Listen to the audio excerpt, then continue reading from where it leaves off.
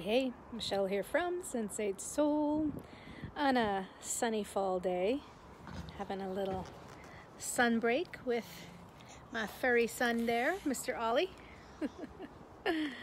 Catching some rays.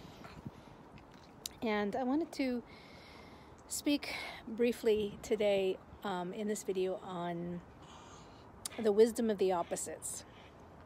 Today is Mental Health Awareness Day, and I popped onto Facebook a little bit during a break and was, noticing all of the beautiful, vulnerable, revealing stories that people were sharing around, just really being transparent with mental health issues and all the things that we deal with in being human. Whoops, Mr. Ollie, what are you doing? And of course, I've been reflecting as well with all those that I have known who have had mental health challenges, including myself, absolutely. And thinking back on those times when I felt completely out of control, when there was self-harming type of thoughts, when there was high anxiety. I am somebody who has PTSD from narcissistic abuse and different things in my life.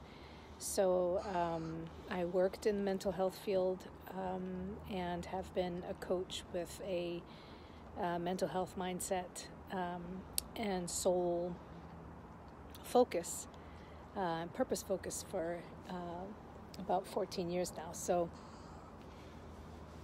what I wanted to speak about here, the sun is really bright. What I wanted to speak about on this video is just the wisdom of the opposites. And I want to speak specifically on the power of sensitivity, since that's my thing, and what I can help you with. And the irony often of being an HSP or being highly sensitive, highly empathic, is that we can tend to turn the sensitivity off to ourselves.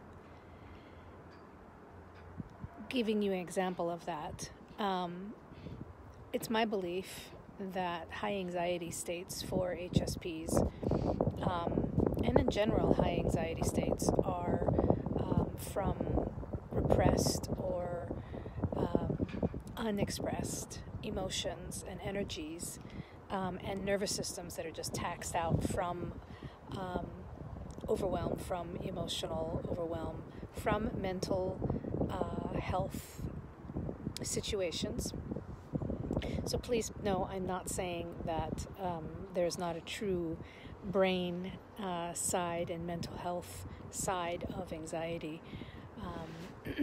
But what I am saying is that I know for myself in my times of higher anxiety, when it does still come, but when it was pretty chronic for a good, couple decades, that a lot of it was because I was being insensitive to myself, to my own emotions. I was shutting down my own emotions and feelings and empathy and self-empathy because I was so incredibly and am so incredibly sensitive.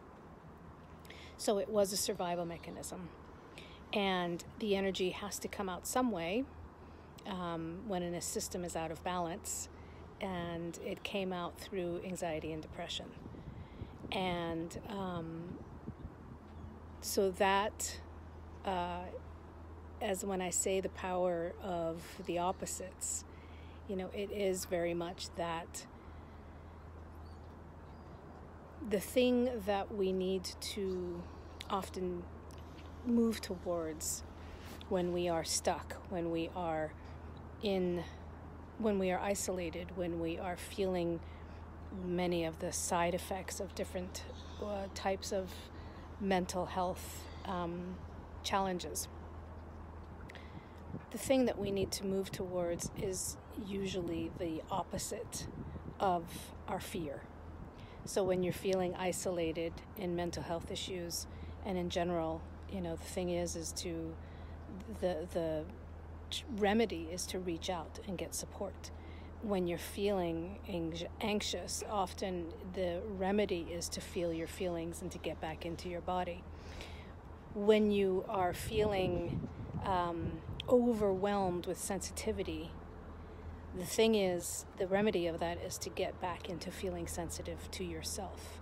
When you're feeling flatlined, the solution of that is to get truer with your emotional self and to feel more of your feelings. When you're feeling stuck and, immobile, the answer to that is to get mobile and to get moving on something, to start shifting and changing the energy. So it's often the state that we are finding ourselves in, the solution or the healing of that state is its polar opposite. And this is very true. Like I'll say it again, for sensitivity, if you're feeling insensitive toward yourself or anybody else, the solution to that is to become more sensitive. So that's why there's this funny little twist there where often those of us who are highly sensitive, in order to not be so sensitive, we often become insensitive to ourselves because it's got to get shut down somewhere. And that's a high cost. That's a high price to pay. So this is a very simplified video here and suggestion, but I do believe in the power of the simple, and I do believe that the solutions can be very simple, and it's often in exploring what the opposite energy is that we can find something that's going to shift the state.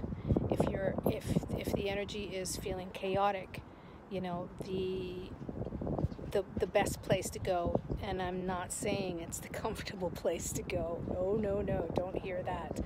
But the brave place to go and the more connective place to go is into the opposite energy, so that we can get back to equilibrium.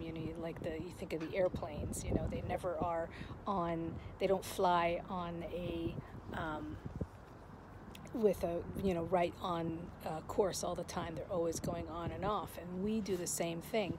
But in the spectrums of the extremes, there is a going towards the middle, maybe not all the way to the other side, but going to what is on the other side that can be the healing salve for what we're experiencing. So I do believe, like I said, in the power of the simple, and I do believe that it can be that simple, but simple does not necessarily mean easy or comfortable, and that's an important thing to distinguish between. So if you are in someone who is experiencing mental health challenges, get support, and you're not alone. And the like the old saying is, the only way out is through. And all of those things that we push away and deny and don't let ourselves feel is often, what ends up building up and then coming out sideways. So again, that's a simple way to say it, but there is a beautiful wisdom, a simple wisdom in the opposites. And I always encourage, to the best of my ability, myself, and also to those I work with, that to look for the opposite state. Then when we are stuck, we do the opposite thing. And that is usually the bravest thing to do. But not necessarily the easiest, but it is the way through. So anyway, that is my thought for the day here as I'm squinting into the camera. So if you like this video, please give it a thumbs up and do subscribe to my YouTube channel. And leave a comment. Let me know what you think about what I shared here. And do come on over to Sensate Soul so that we can stay in touch and you can get things that I only share also through private newsletters. All right, take sweet care. Take care of yourself.